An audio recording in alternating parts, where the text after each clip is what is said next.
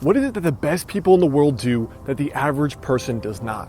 Whether it comes to fitness or being in a healthy, long marriage or being more successful and being happy, there is one trait all the most successful typically embody, and that is discipline.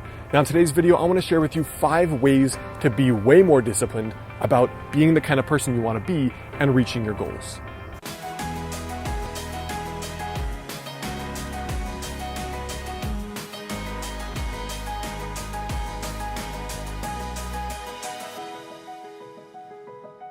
Hey guys, I'm Alex Hine, author of the book Master the Day, which is on success habits, by the way. But the very first aspect of discipline is doing what's right versus doing what's easy. You know, on a Saturday morning, I don't really want to get up and shoot videos or go to the gym or go into a coffee shop for 4 or 5 hours to work.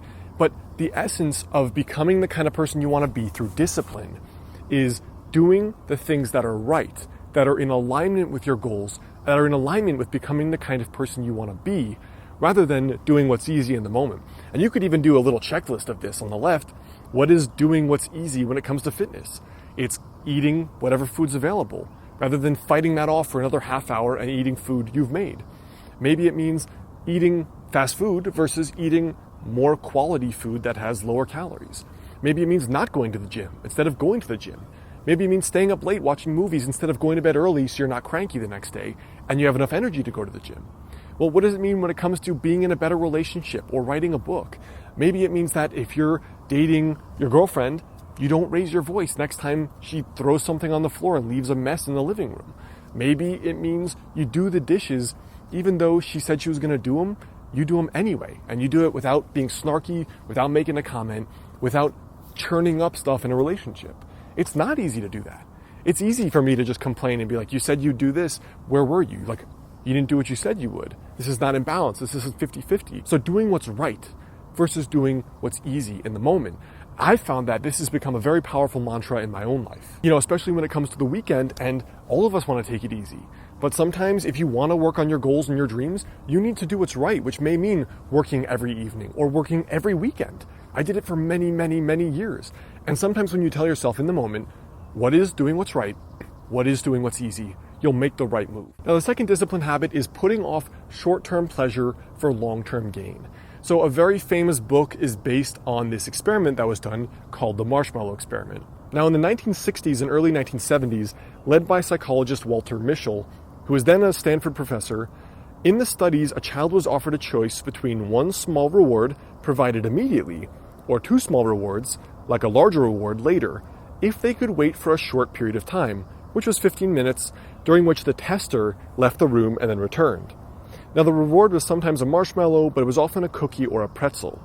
And in follow-up studies, the researchers found that the children who could wait longer for the preferred rewards tended to have better life outcomes, as measured by SAT scores, educational attainment, body mass index, and even other life measures. So one of the things in discipline is being able to do what's right for your future rather than what you want to do right now. And of course, that's hard to do. Of course, when I'm tired, I want to sit down on the couch instead of shoot a video like this at 7 o'clock at night. Of course, some days I don't want to go to the gym, and some days I let myself. But the overall trend in a disciplined life is a matter of putting off the short-term pleasure for the long-term reward. And sometimes it's just a matter of asking myself, which trajectory am I on? Am I on the long-term pleasure or the short-term pleasure? Because those will definitely predict the trajectory down the line. So the third discipline habit is to act in alignment with your long-term goals, regardless of how you feel right now.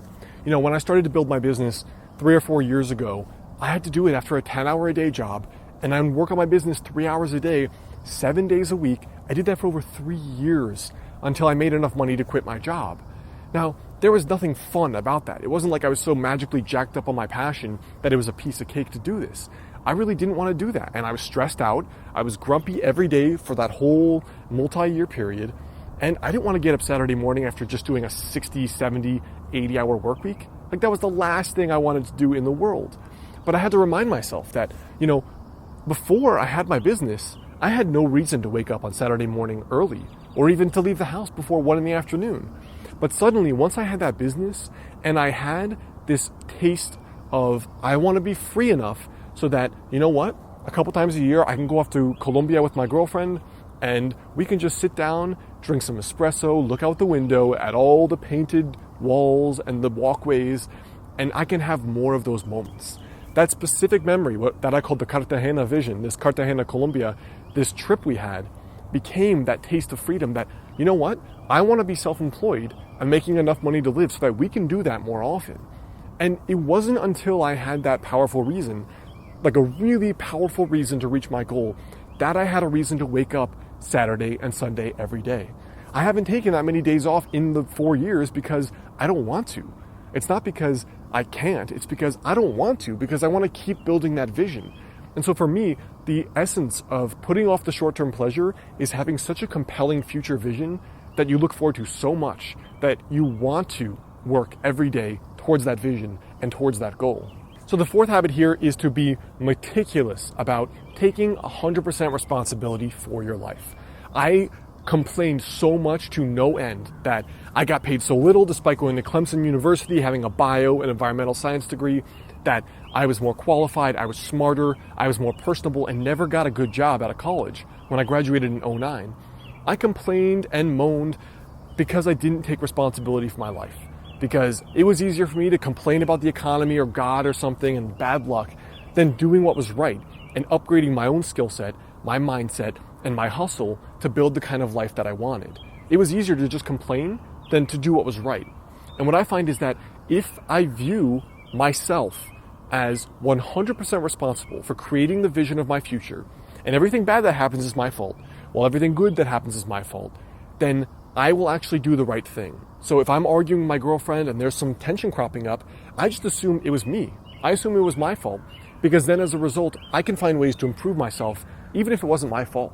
If something happens in my business, or if I get negative feedback about my book, or if something's with my health, I assume it was always my fault, because then it leads to the ability to improve yourself.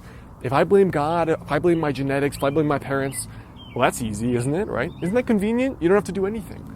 You don't have to do anything. It was just their fault. It was somebody else's fault. And as a result, what are you going to do to improve? There's nothing there. So one of the key habits I find is that the most successful people, the most disciplined people, they take the most personal responsibility in their lives. It's very difficult to improve yourself and change the kind of things that you want to be changing if you're blaming the world for all your problems. And I see so much of it on social media where people are crying about the way things are going, thinking that the reason they don't have a job or the reason their family's struggling is because of the president or the air or the economy or all this stuff going on. And of course those things matter. But ultimately, if you are your own nucleus of your life, you're creating the things that are happening.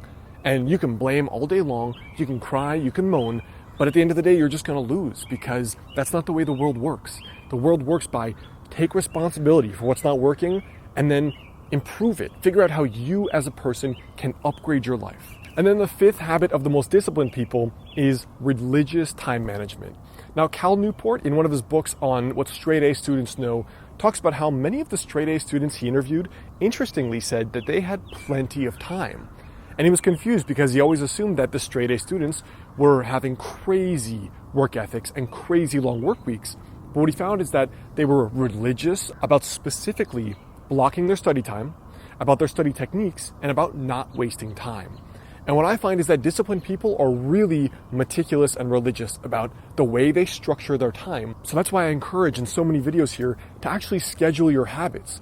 Because if they're scheduled, you're guaranteed going to be doing them because you see them on your calendar, and you're not going to get home at 7 o'clock wondering, well, what do I do? I have every part of my schedule mapped out, every hour of my day, because I know that I will do my meditation, I will do my gym, I will cook my food, I will do all the stuff in alignment with my future goals and what I'm trying to achieve.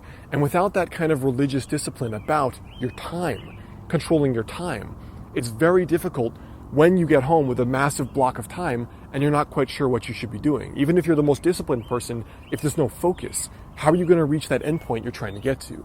So that religious planning and scheduling of every minute of every day of living a truly conscious, deliberate life is something I find to be very common and present in the most disciplined people I know. And you can apply that to your fitness, what you eat, when, all that kind of stuff, or writing a book, having a better relationship, or just being a happy person. So I hope that helps, guys. Those are 5 habits I notice in the most disciplined people that I know that I try to embody in my own life. Now, before you go, I want you to comment there below and let me know what's one aspect of your life you could be way more disciplined in. What's up, muchachos?